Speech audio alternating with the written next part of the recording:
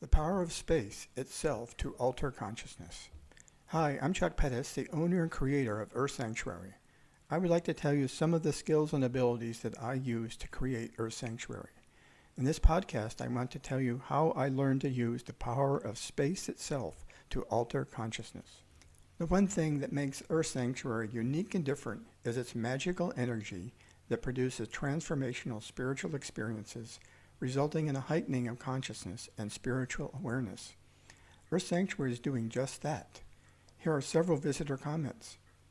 Earth Sanctuary is an ideal location to transform your mind to a brighter and more compassionate state.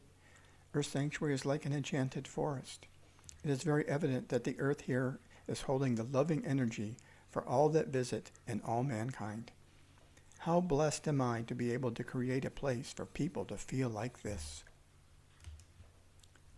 I have a long-time interest in the power of space to alter consciousness. I got a BA degree in psychology from Carnegie Mellon University in Pittsburgh. I started there with a major in mathematics, but switched to psychology when I took the Intro to Psychology class taught by the incredible and inspiring Sandra and Daryl Bem. Sandra was a pioneer in gender studies. Daryl did scientific research that proved ESP was real. During my psychology studies, I was particularly influenced by the works of Edward T. Hall, The Silent Language and The Hidden Dimension.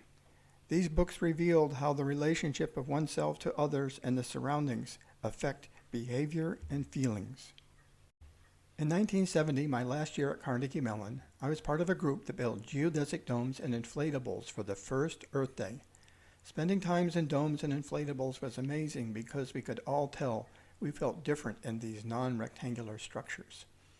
My mentor at Carnegie Mellon was John Piskevich, a design professor who had attended Buckminster Fuller's design department at Southern Illinois University. John turned me on to Fuller and sponsored a number of my independent study courses. I became inspired by Buckminster Fuller's vision of making the earth work for 100% of humanity. So I went to study at Buckminster Fuller's design school at Southern Illinois University at Carbondale. When I got to Carbondale, everybody was meditating, so I too began to meditate daily. The SIU design department was a very cool place. Al Gowen later wrote a book about it entitled Shared Vision, the Second American Bauhaus. I am proud to be included in this book. In my first year at the design department, I built a 5/8 3-frequency geodesic dome that had great circle arcs to the south, so when we had a full moon meditation, the moon would move through these arcs. More importantly, people became very silent in the dome. The acoustics were unusual. Without the corners of a rectangular building, the eye had to adjust to the spherical shape of triangles. Everyone became more mindful. The space itself literally altered people's consciousness, and silence was pervasive. When designing, making decisions about the space is fundamental. Space is the baseline of design. When we enter a space or place that we have not been in before and do not have past memories and expectations, we temporarily forget our perceptual baggage.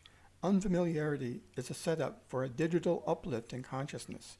By disabling our inherited way of looking at things, we can see things as if for the first time, and the potential for awe and a sense of wonder, which abides nowhere else but in the present, can emerge. By removing the filters of our conditioned perceptions, our doubting mind can be subdued, enabling transcendental and transformative experiences.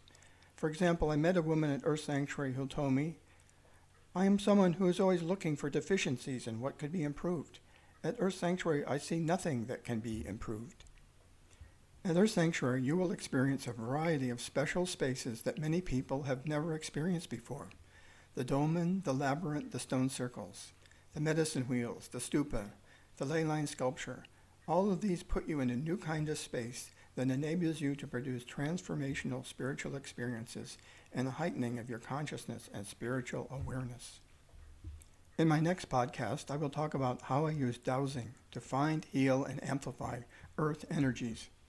In the meantime, visit the Earth Sanctuary website, www.earthsanctuary.org, and plan your visit to Earth Sanctuary. Thank you for your interest in the skills and abilities that I use to create Earth Sanctuary.